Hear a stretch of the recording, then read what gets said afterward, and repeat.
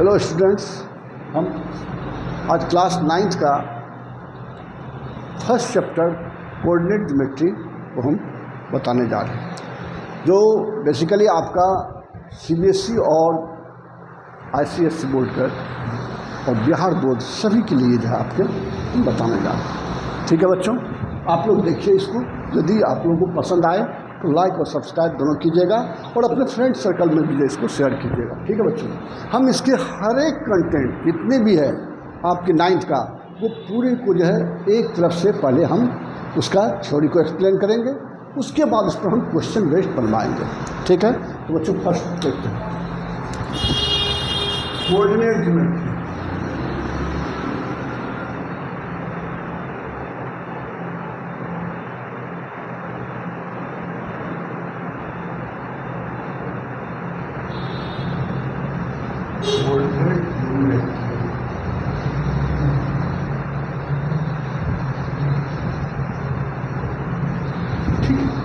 Coordinate geometry में सबसे पहले बच्चे आपका कोऑर्डिनेट, आपको जो है इसमें सबसे पहले आपको जानना होगा कि प्लेन क्या होता है। प्लेन बच्चों समझते हैं आप लोग, जैसे this is the board, white board is the such a type of plane. जैसे इसके जो है हम यदि मिडिल पोर्शन पर यहाँ पर एक जो है वर्टिकली लाइन और एक जो है हॉरिजॉन्टल लाइन को यदि यहाँ पर हम खींचते हैं तो ये जब 4 इक्वल पार्ट में ये हमारा क्या होगा, डिवाइड होगा। तो हर एक पार्ट का कुछ अपना नाम होता है। जैसे इसको हम फर्स्ट पार्ट मानते हैं, फर्स्ट क्वाड्रेंट, इसको सेकेंड, इसको थर्ड क्वाड्रेंट, इसको फोर्थ क्वाड्रेंट। ठीक है, और हर एक क्वाड्रेंट में कोऑर्डिनेट का अरेंजमेंट अलग अलग होता है। उस चीज़ को जानने के लिए हम जब सबसे पहले यहाँ पर क्या करते हैं, एक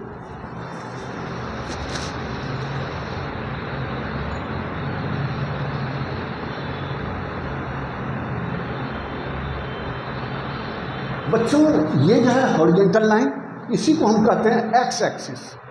इसको एक्स ओ एक्स कहते। ये एक्स डैश जो है ये एक्स का निगेटिव पोर्शन को ये दिखाता है, और ये राइट हैंड साइड यदि हम बढ़ते हैं ओरिजिन से तो ये हमारा एक्स का पॉजिटिव बताता है।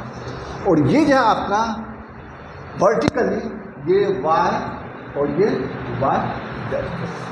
ठीक है बच्चों, अब आपको हम बता सकते हैं कि ये जो है आपका फर्स्ट क्वाड्रेंट कहलाएगा। 1Q या फर्स्ट क्वाड्रेंट।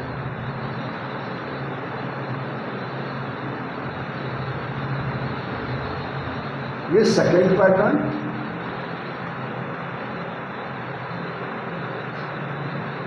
ये थर्ड क्वाड्रेंट,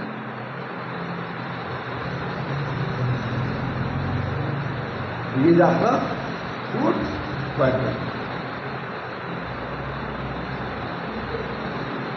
ठीक है, अब आपको जो है इसका जो है पहले हम एक्सिस के बारे में बताते हैं। जैसे यहाँ पर आपका लिखा हुआ बच्चों x dash o x, x dash o x, and another जो है लिखा हुआ है वाई डैश ओ वाई। अब दोनों का नाम जो है बच्चों, दोनों का नाम, इसको हम बोलते हैं एब्सिसा,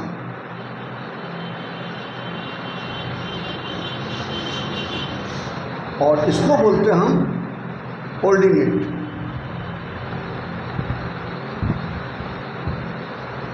इसी को हम बोलते हैं हॉरिजॉन्टल लाइन,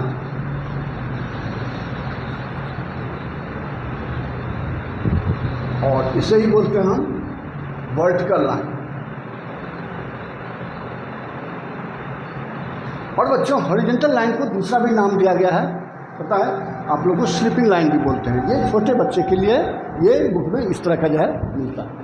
तो अभी यह आपको यहाँ पे ये जानना है, यदि कोई भी चीज़ की बात करेंगे हम कि एब्सिसा, इट मीन्स आपको जो है ये समझ जाना है कि एक्स डैश ओ एक्स के एक्सिस के बारे में बात करें, मतलब each value is indicated by x.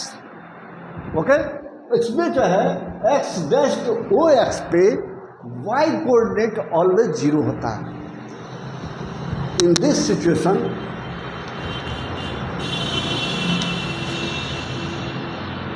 y coordinate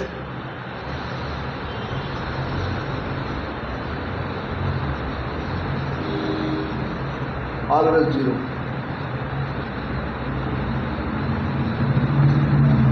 And in this x coordinate always 0. ठीक है बच्चों, मतलब x एक्सिस पर हमेशा y कोऑर्डिनेट 0 होगा और y एक्सिस पर हमेशा x कोऑर्डिनेट 0 होगा। ठीक है बच्चों, अब जैसे हम इसको रिप्रेजेंट करें, हम जानते हैं ऑरिजिन से राइट हैंड साइड जो है पॉजिटिव को हम हमेशा इंडिकेट करते हैं। 1 2 3 4 5 6 7 एंड 4। इधर का आपका होगा -1 -2 -3 -4 -5 -6। ठीक है, इधर -7 भी ठीक है। ठीक है, फिर ये जो है आपका अपवर्ड में जो है y एक्सिस का पॉजिटिव लिखा जाएगा। 1 2 3 4 5 6 and here is the -1 -2 -3 and -4 -5 -6 -7।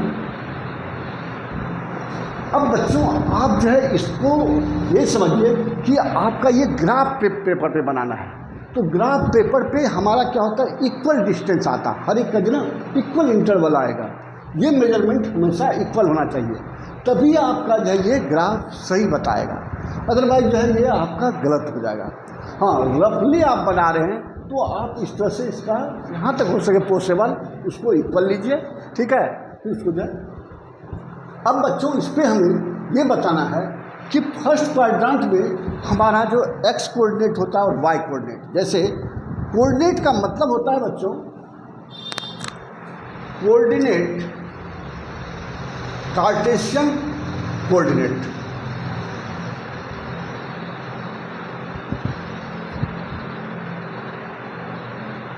Cartesian coordinate जो होता है ये हमेशा पेयर में होता है। पेयर में क्या होता है, फर्स्ट x होता है, सेकेंड y होता है। जब भी आप कार्टेशियन कोऑर्डिनेट का जो है यूज कीजिएगा तो ये आपका पेयर में मिलेगा।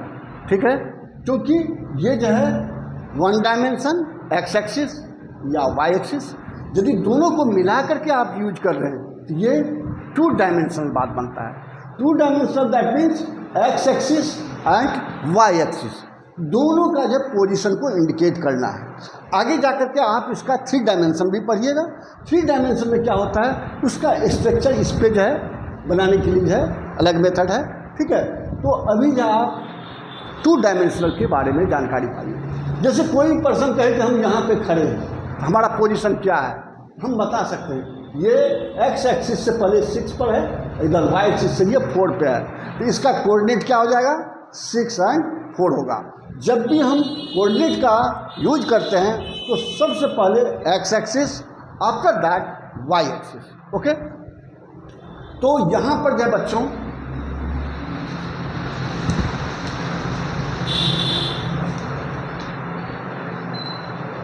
जैसे हम कहते हैं रिप्रेजेंट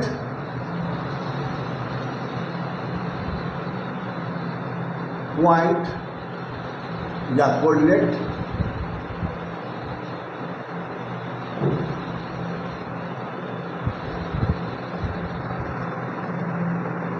-2 3 3 4 4 -3 -2 -3। अब इसको जो हमें रिप्रेजेंट करना है इस कोऑर्डिनेट, मतलब यहाँ पर जो प्लेन में आपका दिया है ये कोऑर्डिनेट पूछेगा कि आपका किस क्वाड्रेंट में है। जैसे हम फर्स्ट देखते हैं तो हम इसको जानने के लिए एक लाइन और आपको बताते हैं। जैसे इसको जानने के लिए सबसे पहले फर्स्ट क्वाड्रेंट, ये फर्स्ट क्वाड्रेंट को हम यहाँ पर Q से नोटिस किए। तो फर्स्ट क्वाड्रेंट में बच्चों इसका जो कोऑर्डिनेट होगा x और y वो किस पोजीशन में होगा, such that x should be greater than 0 and y should be greater than 0। It means x और y दोनों का साइन प्लस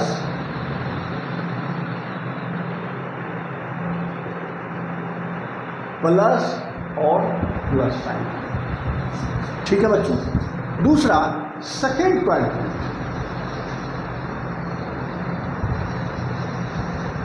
इसमें जो है x और y का जब हम लिखेंगे तो देखिए आप इसको पहले हम बता दें कि x एक्सिस जो है यहाँ पे फर्स्ट क्वाड्रेंट में, जैसे यहाँ पे कोई भी है, ठीक है, कोई भी ऑब्जेक्ट यदि यहाँ पे है तो x का भी जो पॉजिटिव है और y का भी पॉजिटिव है, इसीलिए इसमें x और y दोनों मेरा पॉजिटिव होता है।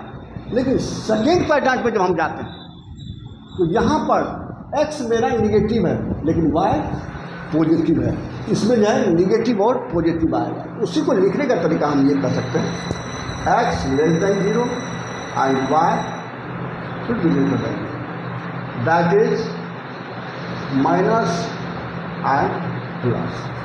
And the third quadrant,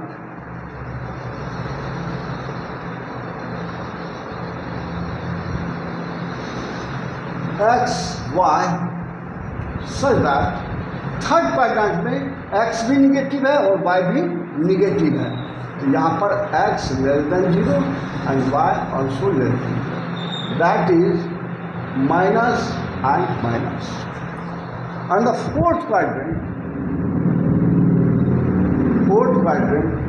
में आपका x और y जो एक्सिस होगा, देख लीजिए फोर्थ क्वाड्रेंट यहाँ पे आ रहा है।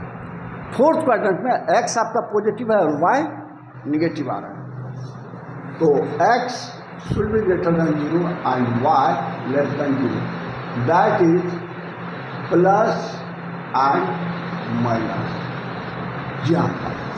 अब बच्चों आप यदि ये चीज़ को अच्छे से समझ गए तो आप किसी भी कोऑर्डिनेट को आप सही प्लेस पर उसको रिप्रेजेंट कर सकते हैं। इसको मैं एक बार फिर से बताता हूँ।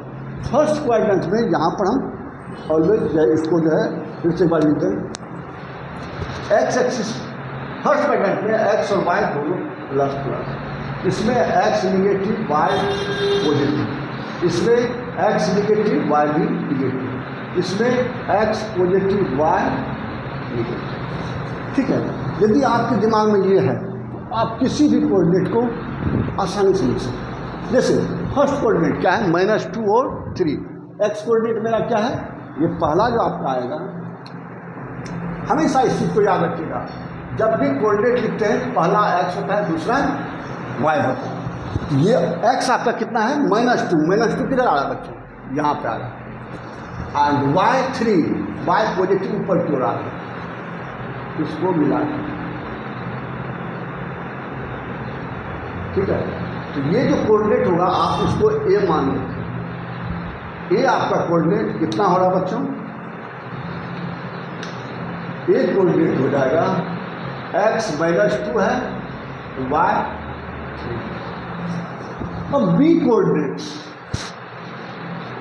3 और 4, x भी 3 है मतलब पॉजिटिव और y भी पॉजिटिव। ये जो b कोऑर्डिनेट होगा 3, 4, कभी भी आप इसमें y को फर्स्ट प्लेस पे नहीं रख सकते हैं। हमेशा इसे रिमेंबर रखना है आपको कि फर्स्ट प्लेस पे आपका x का कोऑर्डिनेट आएगा और सेकंड पर y का कोऑर्डिनेट आएगा। And the C points x positive 4 and y -3, this coordinate C with the x 4 y -3 and the D with the x -2 y -3, x -2 y -3। ये जो कोऑर्डिनेट होगा D आपका, D कोऑर्डिनेट है -2 और -3, ठीक है, -2 एंड -3। अब बच्चों कभी कभी क्या होता है कि आपका जो है ना ग्राफ में ये पॉइंट जो है ना खुद यहाँ पर जो है इसका जो शैडो बना दिया जाएगा। शैडो बना करके आपको पूछेगा कि इसका जो है पोजीशन क्या है। इट मीन्स ये कोऑर्डिनेट आपको लिखना है कि एक्स एक्सिस से ये कितने डिस्टेंस पे है और वाई एक्सिस से ये कितने डिस्टेंस। सबसे मेन आपको जिसमें याद रखना है एक ये चीज़ है, ये जो लिखवाए हैं कि y coordinate always zero on the at the x axis and the x coordinate always zero at the y axis. मतलब एक्स एक्सिस पर हमेशा वाई कोऑर्डिनेट्स जीरो होता है। जैसे हम कह दें बच्चों, ये कोऑर्डिनेट बताइए आप कितना होगा। ये कोऑर्डिनेट को हम क्या लिखेंगे, एक्स को पहले लिखते हैं -6 और वाई कोऑर्डिनेट 0 लिखा जाए। इधर कह दें ये वाला कोऑर्डिनेट क्या होगा, x7 और y0, क्योंकि एक्स एक्सिस पर y हमेशा 0 होता है। अब बच्चों इसी पर हम कह दें कि ये कोऑर्डिनेट क्या होगा, इस पर जो है आपका x जो है 0 होगा, क्योंकि ये y एक्सिस पर x ऑलवेज 0, यहाँ पर ये x0 और y 5 हो जाएगा। और यदि यहीं पर हम पूछते हैं इसका क्या कोऑर्डिनेट होगा, तो x तो 0 होगा, y -7। इस तरह से आप किसी भी कोऑर्डिनेट को रिप्रेजेंट कर सकते हैं। अब इसमें रूट वाला भी लगता है, आपको बहुत सारे ऐसा क्वेश्चन मिले जो रूट में है। अब जैसे पूछते हैं √2 और √3 है लिखा हुआ, आप कहाँ पे रिप्रेजेंट कीजिएगा, तो √2 का वैल्यू अप्रॉक्स में आपको याद रखना होगा। क्या होता है वैल्यू √2 का, 1.414, दैट मीन्स 1.5 से भी 4, मतलब 1.5 से थोड़ी सी भी 4, एंड √3 1.732, इट मीन्स आपका जो ये 1.5 से ज़्यादा और 1.8 से कम, ठीक है। तो इस तरह से अप्रॉक्स में आप उसको लगा सकते हैं, ठीक है बच्चों। तो आपको इस चीज़ का समझ में आ गया होगा, जहाँ तक समझते हैं आपको ये समझ में आ गया होगा। अब आता है डिस्टेंस फॉर्मूला बच्चों। सबसे पहले आएगा डिस्टेंस फॉर्मूला। जैसे दो कोऑर्डिनेट्स दिया हुआ है, coordinates A and B. Suppose that A coordinate x1 y1 and B x2 y। अब बच्चों इसका कहेगा बीच का डिस्टेंस क्या होगा, तो हम डिस्टेंस कैसे निकालेंगे। तो इसका फॉर्मूला होता है बच्चों, डिस्टेंस बिटवीन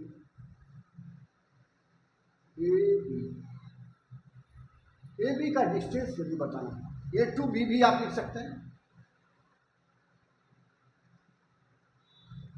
तो क्या हो जाता है, अंडर रूट फॉर्मूले एक्स का कोऑर्डिनेट का ये हम मान लेते हैं इनिशियल पोजीशन है, ये है फाइनल पोजीशन, ठीक है। तो फाइनल पोजीशन के एक्स कोऑर्डिनेट में से इनिशियल पोजीशन के एक्स कोऑर्डिनेट को सब्ट्रैक्ट करेंगे, x2 - x1 का whole square plus final coordinate of y axis minus initial coordinate of y axis, y2 - y1 का होल। इस पर आप सोल्व कर लीजिए किसी भी क्वेश्चन को, आपका डिस्टेंस फॉर्मूला से डिस्टेंस निकल जाएगा। बट आपको जो ये केयरफुली आपको जो है ना इसे सोल्व करना होगा, क्योंकि जैसे रूट सब वाले प्रॉब्लम जो आता है प्लस माइनस की जानकारी आपकी अच्छी होनी चाहिए, नहीं तो इसमें जो है कुछ ऐसे क्वेश्चन है जो आपको परेशानी कर सकता है। अब डिस्टेंस फॉर्मूला के बाद आता है इसी में find the mid point. Suppose that C be the mid point, let C be the mid point, find the coordinate of C. अब सी का यदि हमें कोऑर्डिनेट निकालना है तो बच्चों सबसे पहले क्या करेंगे, x1 और x2 इनिशियल और फाइनल का जो है x1 कोऑर्डिनेट का sum by 2 and y1 plus y2 by 2, ये आपका हो जाएगा मिड पॉइंट का जो है कोऑर्डिनेट। अब इसी पे आता है बच्चों कि सपोज दैट सी जो है पॉइंट ये आपका दिया है x3 और y3, ठीक है। ए भी दिया हुआ है और सी भी कोऑर्डिनेट्स दिया हुआ है, तो इस पे कहेगा कि आपको ये दिखाना है the coordinate of A B C are a collinear. हम इसको कैसे बनाएंगे? In case of collinear, in case of collinear,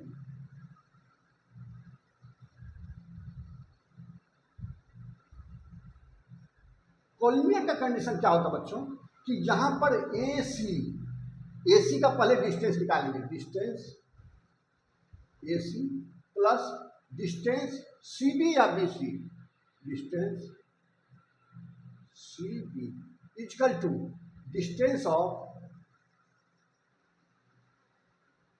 SB के बराबर होना चाहिए। AC प्लस CB, ये क्या होगा, C आपका हर जगह AB के बराबर हो जाए, तो आपका ये जो है ABC जो है आपका कोलिनियर पॉइंट शो करेगा। इसी का अनदर मेथड भी है, आप अनदर मेथड इसको भी आप जान सकते हैं कि स्लोप निकालने के लिए, जैसे आप फिजिक्स में पढ़े होंगे एक्सीलरेशन, एक्सीलरेशन क्या होता है, एक तरह का स्लोप होता है, ठीक है ना। उसमें क्या होता है, वाई कोऑर्डिनेट का सबट्रैक्शन, जैसे यहाँ पर कोई भी ऑब्जेक्ट जा रहा है तो y1 और y2 दोनों के जो बीच का डिफरेंस बाय x2 और x1 के कोऑर्डिनेट का डिफरेंस, जैसे हम ये करें,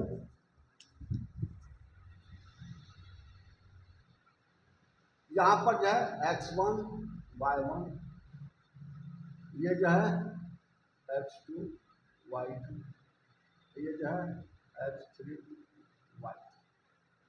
अब जो इसको यदि हम बच्चों यहाँ पर इस तरह से कर देते, ये दो ट्रायंगल हैं, दोनों राइट एंगल ट्रायंगल बन रहा है, तो दोनों का जो स्लोप होगा वो सेम आएगा। स्लोप क्या होता है, स्लोप ऑफ, इसको हम A मान लेते हैं, इसको B, इसको C, स्लोप ऑफ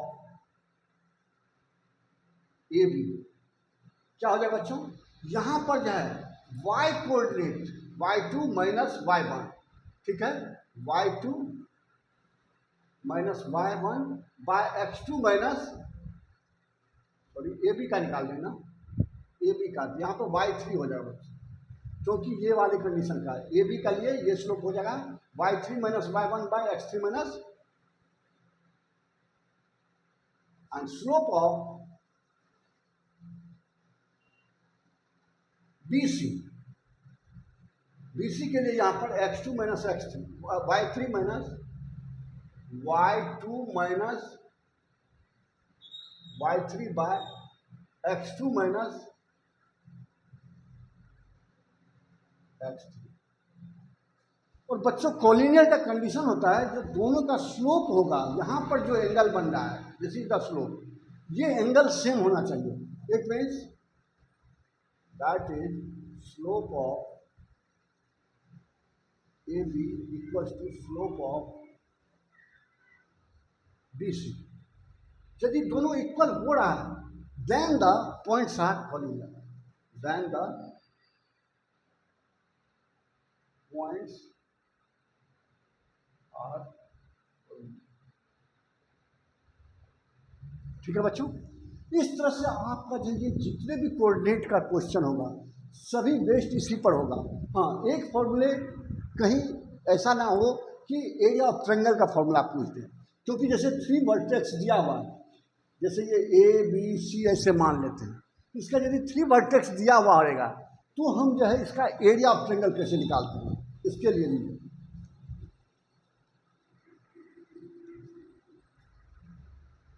अब जैसे सपोज कर लेते बच्चों, यहाँ पर हम ये B कोऑर्डिनेट को यहाँ पे मान लेते हैं x3 माइनस y3, अब हमें ABC, इसको B मान लेते हैं, इसको C मान लेते हैं। ABC ट्रायंगल जो है इसका जो है एरिया फाइंड आउट करना, ये कुछ क्वेश्चन ऐसा भी आ रहा है, एरिया ऑफ ट्रायंगल ABC। अब इसके लिए जो क्या करना है बच्चों आपको, यदि ये कोऑर्डिनेट्स में दिया है x1 y1 x2 y2 x3 y3, तो इसका फॉर्मूला होता है हाफ मैग्नीट्यूड।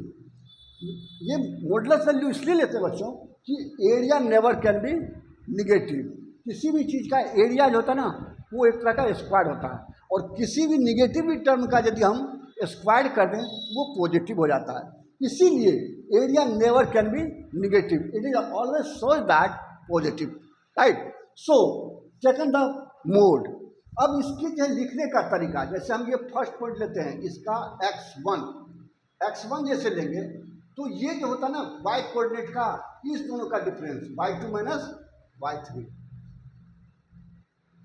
प्लस फिर x2 जब लेंगे x2 तो ये हो जाएगा y3 माइनस y1 फिर प्लस x3 लेंगे तो y1 माइनस y2। ये जो आप फाइनली इसको सोल्व कर लीजिए, आपका ये क्या निकल जाएगा, एरिया ऑफ ट्रायंगल निकल जाएगा। इससे ज़्यादा आपका कुछ भी नहीं है।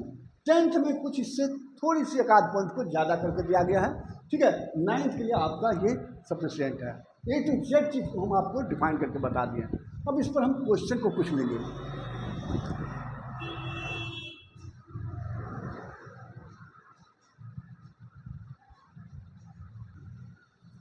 दूसरा वीडियो लेंगे बच्चों इसमें, जिसमें कि हम आपका ये पूरा जो है इसका जो है क्वेश्चन को ही बनवाएंगे, ठीक है बच्चों।